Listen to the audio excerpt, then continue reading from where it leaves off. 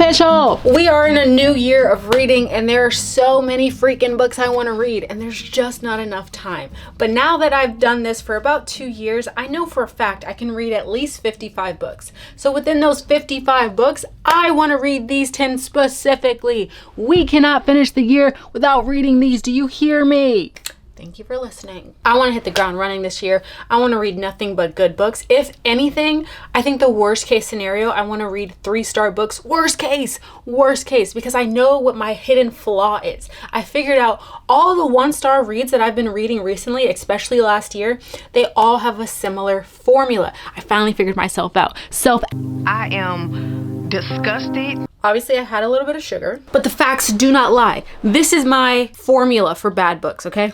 Here it is.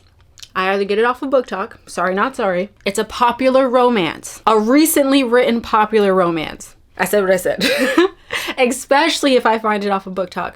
If anything, I just need to do the proper research. I need to avoid writers that I know for a fact I don't mesh well with. I need to ignore the hype from books and just see if there are tropes that I actually like or vibe with.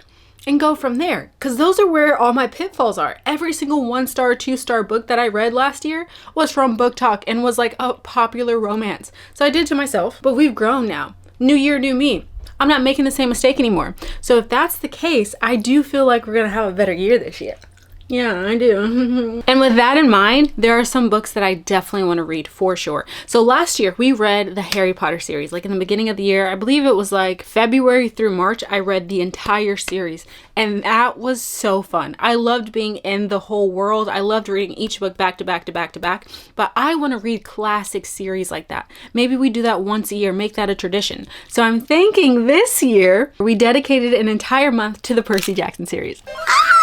I know, it was my idea. I did come up with it, but I feel like that would be so fun. Maybe every February, every March of every year, we just continue to read classic series. And then maybe you guys can vote for them each year or something like that. I don't know. I'm getting ahead of myself. But I feel like this year, I either want to read that or the Hunger Games series. I love both of those series. I've read both of those series already, but I read them when I was younger, like in middle school, high school. So I feel like it's been enough time to where I've forgotten all the details and it will hurt me again the same way it did before.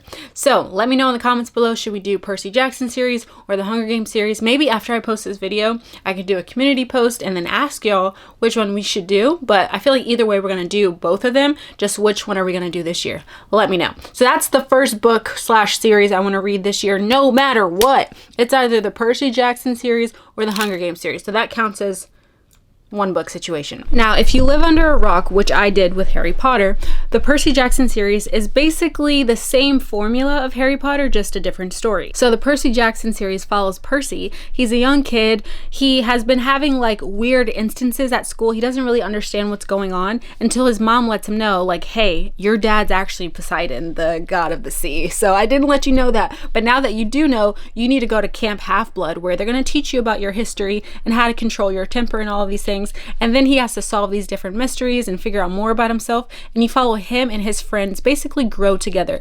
I've read this series already. It's incredible. I remember this series being one of the things that like really got me into reading, besides Twilight obviously, and so I just want to get back into that, and I feel like this would be the perfect series for that. And on the other hand, the Hunger Games is a very different kind of amazing. It follows this girl, her name is Katniss, and she gets selected for this annual tradition that the country that she lives in has, and she actually volunteered as tribute to be selected in a really horrible tradition her country has, where they pick 1 or 2 children from each district, and there's like 13 districts, and they go fight to the death, and they're literally teenagers. And she volunteered because her sister got picked, and she obviously didn't want her sister to die, so she went in her place, because you can do that, you can volunteer to switch people out. And so she does that, and then from there she just tries to take down the government basically. But they came out with a new book recently that explains like how this world came to be in a little bit more detail, and they came out with a movie. Apparently the movie's incredible. Apparently the book's incredible. I have not read the new book or watched the movie, so I think this would be a really fun series to do as well, because we can read all the books and then watch the movies. And I think that'd be really fun, because I remember watching the movies and I loved them so much.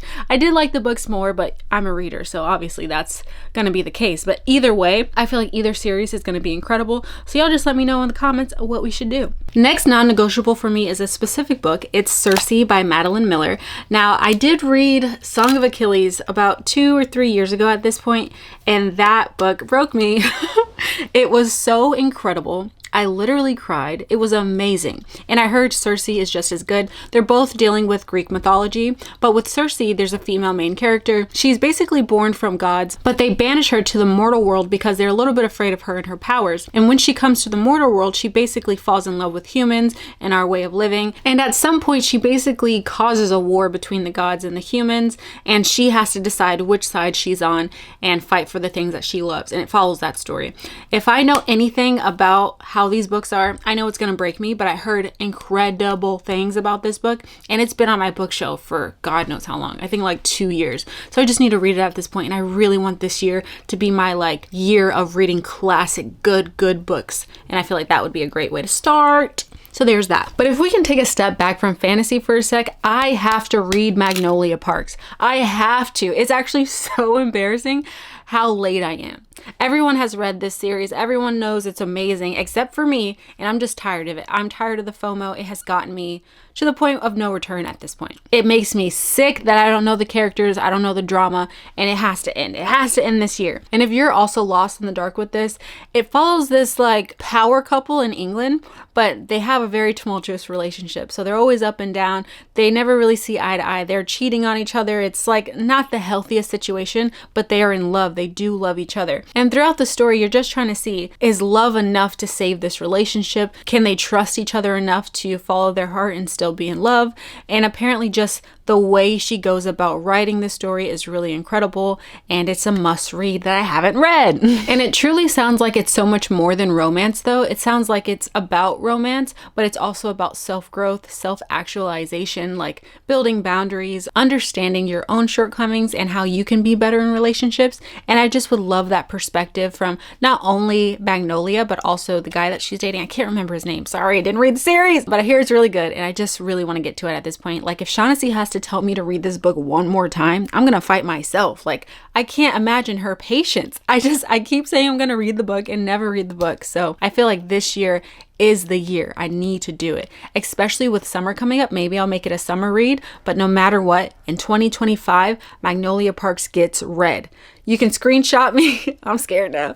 You can screenshot me, but this year I will be reading at least bare minimum the first book.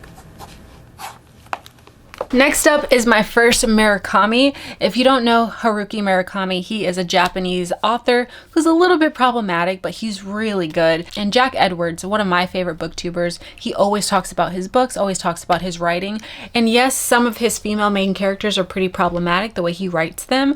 I do want to see how his writing is, and I want to see if his books are worth it. One book in particular that I want to read is called Norwegian Wood. It's one of his more popular books. It follows this young man in the 60s. He's a college student. His name is Toru, and he is going there and he's trying to find his way. He's currently dating this girl, but she's kind of lost in her own life at the moment. They just recently lost one of their best friends, like tragically, and she never really recuperated from that. And he's just trying to develop into his own person, try to live life and continue to live, but she's kind of stuck. So while she's stuck, he finds other people and connects with other people, including this young woman who's super liberated. She's super into music, and you just follow him in that relationship and how it blossoms and what changes. And it's kind of a coming of age story of him figuring out who he is, figuring out what life and love means, and that type of thing. So I just want to see if it's worth the hype. It sounds good. It does have a really good, interesting plot, but I don't know if it's going to be sad, if he's going to be like ruthless. I'm always scared when I try new authors, especially with literary fiction,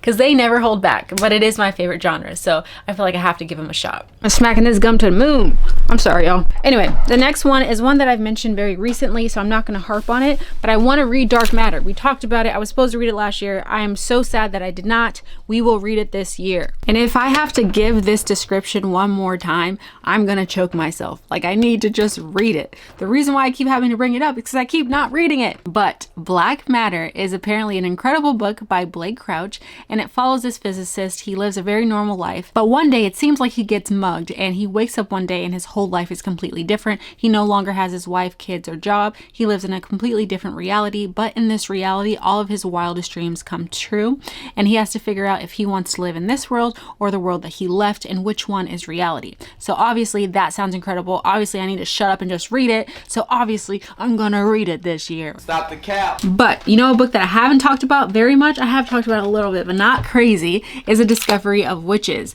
Now that book is like a 500, 600 page book, so that's why I haven't read it. So I'm gonna give myself some leeway here. Now, Discovery of Witches is very fantastical, and it follows this young woman in Oxford. Her name is Diana, and she comes from a long line of witches, but she doesn't want any part of that. She wants to live a normal life. And so she goes to the library one day. She finds like a very ancient book. She flips through a few pages, knows what it is, and is like, oh, I don't want any parts of this. Let me put this back. But she doesn't realize she just opened the world for demons, vampires, and witches to all come running into this library. And now she's the only one who can put them back where they came from. So obviously she has to interact in this world. And apparently it's incredible. The writing's really good. It's very fantastical. And it just sounds like the perfect world for me to be in. And it's a part of a series. So if I like this book, we can just add this series to the list. So I definitely need to read it. Plus, one of my favorite Barnes & Noble reps, she's the one who told me to read this book. And I keep saying that I'm going to read it and I haven't read it. So we have to keep our word and read that in 2025. Plus, they just made a series for this book on Netflix. And though I haven't heard much about it, it still would be really fun to watch the show after reading the book. So I definitely want to do that this year as well. I just feel like there's nothing better than seeing a world in your head that you've built up from a book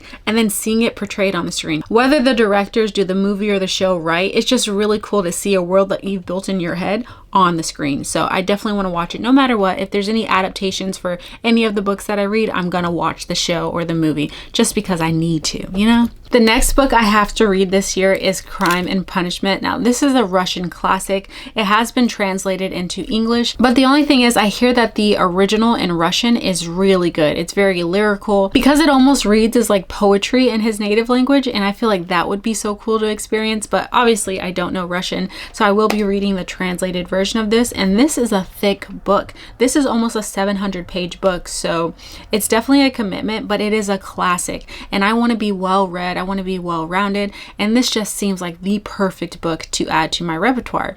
Now, this book follows this young man. He's kind of just living his life just normally. However, one day randomly he commits a murder, but he has no remorse. He doesn't care, and he moves on with his life until this young police investigator kind of like figures him out and is kind of tracking his every move. And from there, the young man's guilt really grows on him, and he kind of goes insane a little bit, and his own like guilt begins to eat away at him, and you kind of see him deteriorate mentally by dealing with the pressure of the police and the investigators, as well as his own growing guilt and remorse from doing this heinous act. So you follow him kind of go insane a little bit, but you also apparently get to see how the human brain works in these type of situations, and it's just really interesting. It's a really good read apparently, and I definitely want to read this year. I feel like I might have to read this towards the fall just because it fits that time so well.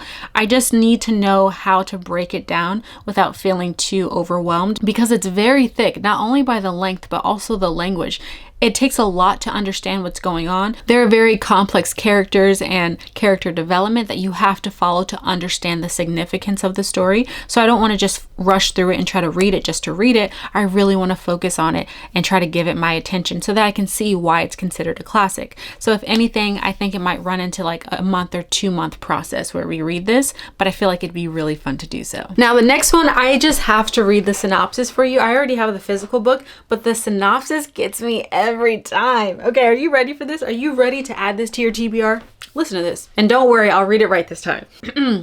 Listen, children. This is for Lady Tan's Circle of Women, and this is the synopsis that gets me every time. An immersive historical novel inspired by the true story of a woman physician in 15th century China. According to Confucius, an educated woman is a worthless woman. Damn. Yeah, we're starting off strong. But Tan, born to an elite family yet haunted by death, separation, and loneliness, is being raised by her grandparents to be of use. Her grandmother is one of only a handful of female doctors in China, and she teaches Tan the pillars of Chinese medicine, the 4 examinations, looking, listening, touching, and asking, something a man can never do with a female patient. From a young age, Tan learns about women's illnesses, many of which are related from childbearing, alongside a young midwife in training. Now, the 2 girls become fast friends, and they vow to be best friends forever. But when Tan is sent off into an arranged marriage, her mother-in-law is telling her, you can no longer do medicine. You can't do that. You have to be a proper wife. You have to stay at home, never leave the 4 walls, give him a few sons, and just read poetry all day. And you literally cannot leave. Oh, and you can't practice medicine or see the friends that you made along the way. And so obviously Tan is like not having this, and she finds a way to basically get out of her circumstances, and the things that she discovered in medicine is still used in Chinese medicine today. So that just sounds incredible. It is based on a true story, and I just need to read it. It needs to be done. It's a captivating historical novel about female companionship and overcoming trials and just triumph. And I just love that. I need that in my life. So that's definitely one of the books I need to read this year as well. Plus it's not that long. It's less than 400 pages. So I feel like I can really knock that out if I give it a shot this year. Now the next book hasn't come out yet, but it comes out this year. And that's a book by Abby Jimenez. Y'all know we stan Abby Jimenez here. I love that woman. She writes the most incredible romances, and not just because the romance is written very well, but because she always gives the reader a life lesson, and she does her research. You can tell she's very thoughtful with her writing, and it's always incredible. It's always a good time, and I always come out of the book not only with a good story, but also a little bit more like wisdom for my own life, and I just love that. Now her new book is called Say You'll Remember Me, and it follows Samantha and Xavier. Now they kind of have a rocky start. He says something that was just out of character and just not cool, and Samantha is done with him. She doesn't want to interact with him whatsoever, but then somehow they have a second chance and they have an incredible date, like one for the books. But Samantha has to be honest with him and let him know, like, hey, I'm not really in a place where I can date right now, not seriously at least, because I have something going on with my family. Please just remember how incredible this night was, but I gotta go. I can't do this relationship. And he just refuses to take no for an answer. It's like love at first sight. They realize like this is something here, and he kind of fights for it, and it follows that story. So obviously it sounds incredible. I want to see what kind of lesson she wants to teach us as the audience from this book. There isn't really much to discern from that synopsis, but I'm really excited to see like what we're going to be learning. That's really my main point. Yes, the romance is really fun and it's just as incredible as the wisdom, but I'm always surprised how she like intertwines her wisdom and knowledge and mental health help into the story, because it always hits, and it's never like preachy or anything, because I feel like sometimes it does come off preachy, but she does it very well. So I'm very excited to see how this book is this year. Following that theme, the last book is actually by Emily Henry. You guys know I'm a new fan of hers. I'm the newest fan in her fan club, and I absolutely loved Funny Story last year, so I need to read her next book, and this book actually comes out this year. It's called My Great Big Beautiful Life, and this one has a crazy synopsis. It is like all over the place, but I feel like she can do it really, really good. Now, picture this. It has all the great tropes. It's a bookish book about books, so we love that. It's a rivalry situation, and it's like grumpy sunshine, so we just love all of those things. But let me tell you the story. Okay, so basically these two writers, they don't really like each other, but they don't necessarily hate each other either. But they're up for the running for this incredible story opportunity where they're writing the life of this extraordinary woman who is very mysterious, very elusive, and everyone in the world really wants to know her story. She's writing a biography, and she's giving both of these writers a month to decide who was going to write her biography. And so they're vying for the same job at this point. And even though there's a lot of friction between them, obviously there's something more. And so you follow that story, not only writing this woman's biography, because she only tells one author a lot of information and then she tells the other author a lot of information. So neither one of them have the exact same story. So Margaret, the woman, gets to see both of their writing styles, which is very interesting. And they're all on this island together for this month. And so obviously it's kind of close proximity. It's the grumpy sunshine. And we have this other element, which is her story. So it's all over the place, but I feel like it can come together very well. And I'm very excited. After Funny Story, I'm giving this woman the benefit of the doubt. She clearly knows what she's doing, and I want to be there when it happens. So when this book comes out, I have to read it this year. No ifs, ands, or buts. I might even check out like the audiobook, because I also listened to the audiobook for Funny Story, and that was incredible. If you have not read Funny Story yet, you need to listen to the audiobook, because I am telling you, the audiobook feels like a movie in your head. And it was so good to the point where I was laughing out loud. I was shook. I had to stop for seconds. And then I wanted to go back and reread the physical book just to like put the voice in my head to the words. Ugh, it's just so good. If I can do that again with this book, I'm not gonna lie, Emily Henry might have me. I might be a lifelong fan, and I just did not expect that. I love these happy accidents like this. If she can do it again this year, it's a wrap. put Emily Henry on my chest, put it on my cheek, put it on my forehead. I love this woman. That book was so good. It was one of my top books last year, so I have really high hopes for this one as well. And even though there are a ton of books that I definitely want to still read this year outside of these 10, these are my non-negotiables. Like, these are the books I absolutely 1000% have to read or I'm going to be upset with myself. So I'm letting you know this to keep me accountable. Let me know in the comments what books you absolutely have to read this year or what books you really want to read this year. And I guess I'll see you guys in the next video. Love you, bye. Emily Henry, if you're watching this, please send me the book. I love you. I'll do whatever you want. Please, please.